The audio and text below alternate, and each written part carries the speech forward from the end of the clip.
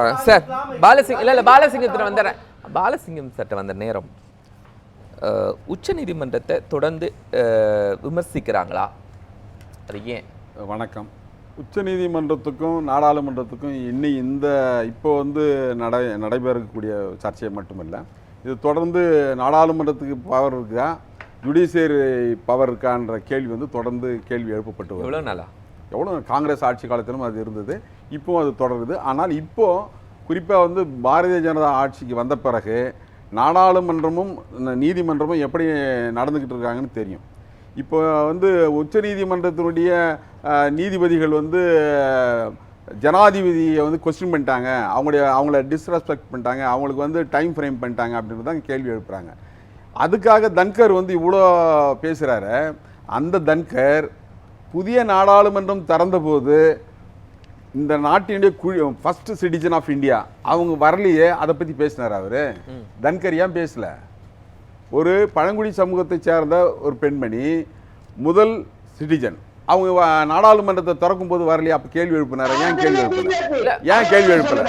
சரி, இப்போ நீதிபதிகள் இப்போ இந்த நீதிமன்றத்தின் மேல, உச்ச நீதிமன்றத்தின் மேல நீதிபதிகள் சொன்ன அந்த தீர்ப்பின் மேல பேசுறாங்களே எல்லாருமே. ராமர் கோயில் தீர்ப்பு எழுதுகிற போது ராமர் கோயிலில் அந்த தீர்ப்பு எழுதிய நீதிபதிகள் என்ன சொன்னாங்க? ராமர் கோயில் பாபர் மசீதி கீழே இருந்த இடம் இந்து கோயில் கிடையாது, அது ஒரு கட்டுமானத்தில் வெறும் பில்டிங்கு, அது இந்து கோயில் சம்மந்தம் இல்லை, அதுதான் உண்மை அப்படின்னு சொல்லிட்டு நம்பிக்கையின் அடிப்படையில் தீர்ப்பு எழுதியிருக்காங்க. அப்போ ஏன் இவங்கெல்லாம் பாயலை? அந்த நீதிபதிகள் மேலே ஏன் பாயலை?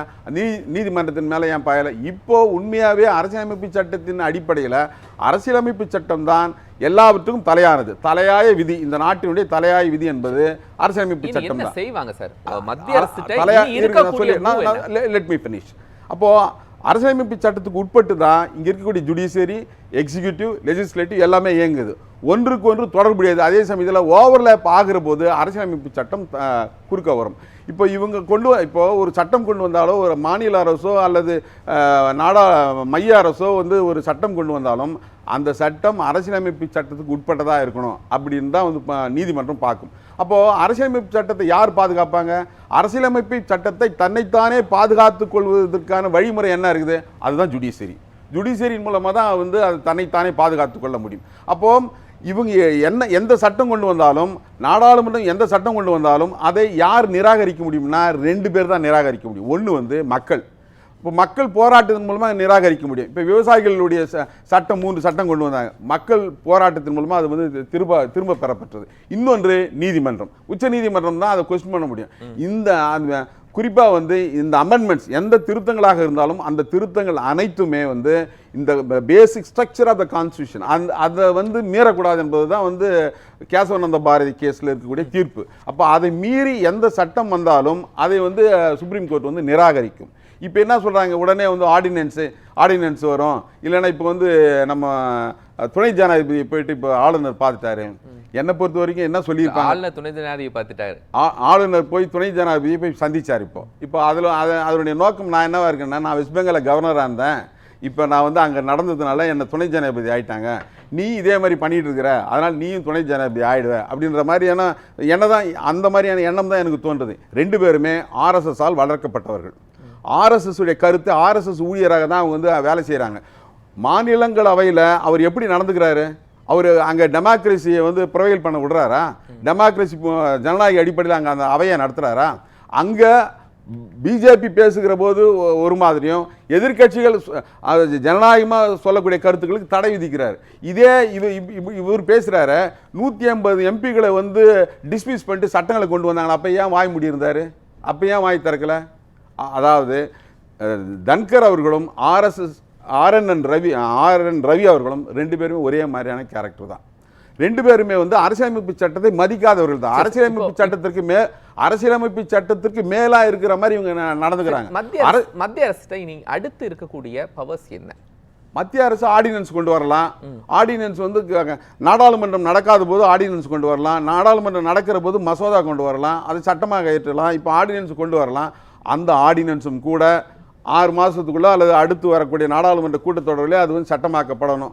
சட்டம் ஆகனாலும் ஒருவேளை அது சட்டமானாலும் மறுபடியும் அது வழக்குக்கு போச்சுன்னா யாராவது வழக்கு போட்டாங்கன்னா அது சுப்ரீம் கோர்ட்டில் வந்து அரசியலமைப்பு சட்டத்தினுடைய அந்த விதிகளுக்கு கீழே இருக்குதா அப்படின்றது தான் பார்ப்பாங்க. இப்போ நம்முடைய செல்லும் இன்னொன்று ரிவ்யூ பெட்டிஷன் லார்ஜர் பெஞ்சுக்கு போகிறது, அப்படி போகிற போது என்ன நடக்கும்?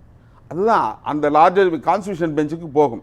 கான்ஸ்டியூஷன் பெஞ்சுக்கு போகும்போது கான்ஸ்டியூஷனில் என்ன எதுக்காக சொல்லப்பட்டிருக்குதோ அதுக்கு நேர்மாறாக இருந்ததுன்னு வச்சுக்கோங்க. ஃபார் எக்ஸாம்பிள் வக்ஃப் போர்டு திருத்த சட்டம் ஒட்டுமொத்தமாக அரசியலமைப்பு சட்டத்துக்கு எதிராக இருக்குது. இங்கே நடந்துட்டு இருக்கிற ஆர்.என். ரவி ஆளுநருடைய பிரச்சனை வந்து ஒட்டுமொத்தமாக அரசியலமைப்பு சட்டத்துக்கு எதிராக இருக்குது. ஆஸ் சூன் as பாசிபிள்னு தோழர் சொன்னார். ஆஸ் சூன் as பாசிபிள்னா என்ன? ஆஸ் சூன் as பாசிபிள்னா என்ன பொருள்? அதுக்கு ஒரு அவசரமாக ஒரு சிகிச்சைக்கு ஒருத்தன் வரான், அவனை வந்து 2 வருஷம் காத்திருப்பீங்களா? சிகிச்சை கொடுப்பீங்களா? அப்புறம் தான். அப்போ மக்களுடைய பிரச்சனைகளுக்காக மக்களால் தேர்ந்தெடுக்கப்பட்ட ஒரு அரசு ஒரு மசோதாவை அனுப்புகிற போது நீங்க வந்து அரசியல் சட்டத்தில் உங்களுக்கு என்ன சொல்லி இருக்குதோ அதை நீங்க செய்யணும். உங்களுக்கு தனிப்பட்ட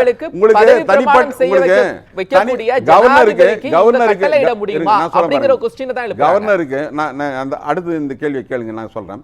கவர்னருக்கு தனிப்பட்ட முறையில் எந்த பவரும் இல்லைன்னு சொல்லிட்டு கான்ஸ்டிடியூண்ட் அசம்பிளி டிபேட்ஸ்ல அம்பேத்கர் குறிப்பிடுறாரு. அம்பேத்கர் குறிப்பிடுகிற போது கவர்னர் எல்லாம் எப்படியெல்லாம் அப்பாயிண்ட் பண்ணலாம் அப்படின்னு கேள்வி எழுப்பிருக்கும் போது நாமினேட் பண்ணலாம், எலெக்ஷன் வைக்கலாம்.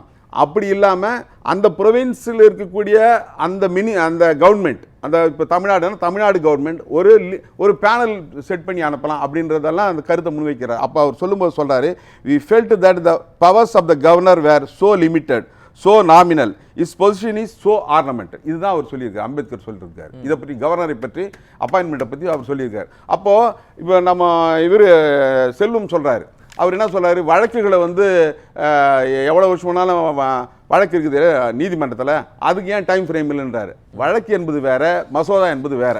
வழக்கு என்பது நீதியை கொண்டு வருதல். அப்போ விசாரணையின் மூலமாக நீதியை கொண்டு வருதல் தான் வழக்கு. அப்போ ஒரு 1000 குற்றவாளிகள் தப்பித்து கொண்டாலும் ஒரு நிரபராதியை வந்து தண்டிக்கப்படக்கூடாது என்பதுதான் நீதியினுடைய அந்த கோட்பாடு. அப்போ அந்த அடிப்படையில் அதுக்கு டைம் எடுத்துக்கிறாங்க. இங்கே மக்களால் தேர்ந்தெடுக்கப்பட்ட பிரதிநிதிகள் அனைவரும் ஒன்று கூடி ஏகமனதாக ஒரு மசோதாவை வந்து நிறைவேற்றி அனுப்புகிற போது அதை வந்து அந்த ஆளுநர் வந்து அக்செப்ட் பண்ணணும், இல்லைன்னா ரிஜெக்ட் திருப்பி அனுப்பணும். திருப்பி அனுப்பிச்சதுக்கு மறுபடியும் அவங்க அனுப்பிச்சாங்கன்னா அதை அக்செப்ட் பண்ணணும்னு தான் சட்டம் சொல்லுது. உங்களுக்கு எந்த உரிமையும் கிடையாது. ஆளுநருக்கு எந்த உரிமையும் அதை வித்ஹோல்ட் பண்ணுறதுக்கு எவ்வளோ நாள் வச்சுருப்பீங்க? as soon as possible அந்த வார்த்தைக்கு என்ன அர்த்தம் அப்படின்னா என்னன்னா, கான்ஸ்டிடியூண்ட் அசம்பிளியில் ஆளுநர்களை நியமனம் செய்கிற போது என்ன நினைச்சாங்கன்னு சொன்னால், ஆளுநர்கள்லாம் இன்டெகிரிட்டியோட இருப்பாங்க. Let me finish. ஆளுநர்கள்லாம் இன்டெகிரிட்டியோட இருப்பாங்க, ஆனஸ்டியோட இருப்பாங்க, அரசியலமைப்பு சட்டத்திற்கு உட்பட்டவர்களாக இருப்பாங்கன்னு நினைச்சாங்க. ஆனால் இப்படிப்பட்ட ஆளுநர்கள், ஆர்.என். ரவியை போன்ற ஆளுநர்கள், RSS ஊழியராக செயல்படக்கூடிய ஆர்.என். ரவியை போன்ற ஆளுநர்கள் வருவார்கள் என்று அவங்க நினைக்கிறாங்க. ஆர்டிகல் 142 அப்படிங்கிறது யாரை வேணாலும் கொஸ்டின் பண்ணலாம், யாருக்கு வேணாலும் கட்டளையிடலாம் அப்படிங்கிற அதிகபட்சமான அதிகாரம் முக்கியதா? பதவி பிரமாணம் வைத்த ஜனாதிபதியை கூட கொஸ்டின் பண்ணலாம்.